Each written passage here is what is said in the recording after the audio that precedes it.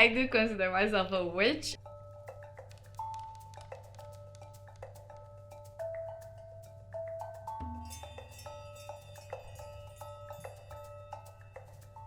I remember my great grandmother when I was a kid. I know I was so young, I don't know exactly what had happened, but all of a sudden there were like no other adult in the house. I was really scared, and because I didn't know, I thought that they just like vanished. And I was telling this to my great grandmother, and she started casting a spell. She started like chanting in Arabic, and she started explaining how like a dome around us. I know it sounds like, oh, she was just trying to comfort a kid, but the way she was chanting that spell and like the way she was in this meditative space, like it felt so real.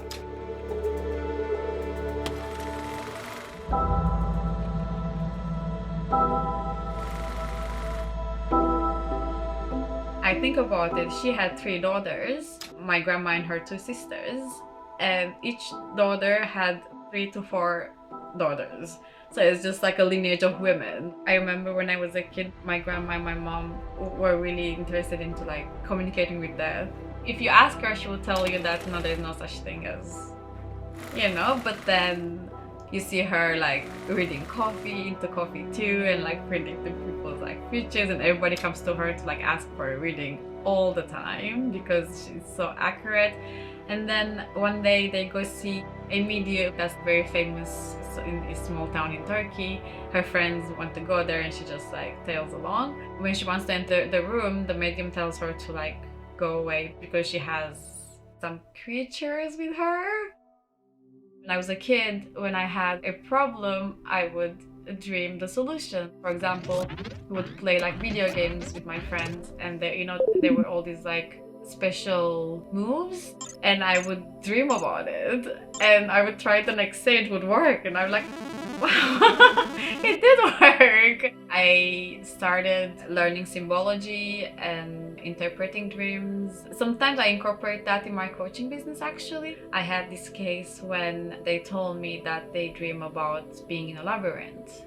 I asked them, what are the feelings that come to you when you're in this labyrinth? And to my surprise, he said boredom. I stopped for a second and I asked, so what is a situation in your waking life when you feel like you're trapped, but that feeling of trap gives you boredom? And he said, oh, that's my job. And I was like, so do you think that this recurring dream represents your job situation and the labyrinth is your house? And he's like, oh yeah, actually. Pay attention to your dreams and take them like seriously because they are the closest thing to your subconscious, and it's so important to know that big part of the iceberg about, so that you can have the self-awareness about yourself. Let kind of the pendulum decide.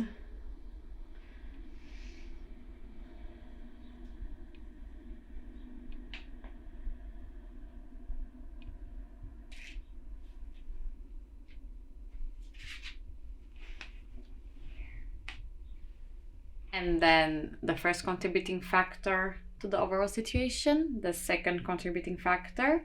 This is like a conclusion and like a direction. And then this is gonna be just like a little extra touch to it.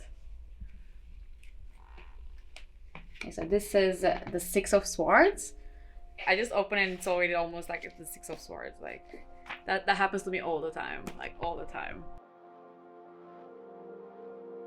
I don't think there is actually a rule in witchcraft. We still don't know a lot about how our brain works, about the universe. So if you kind of instinctually let yourself discover and experiment things, you may be surprised by what the universe can bring you.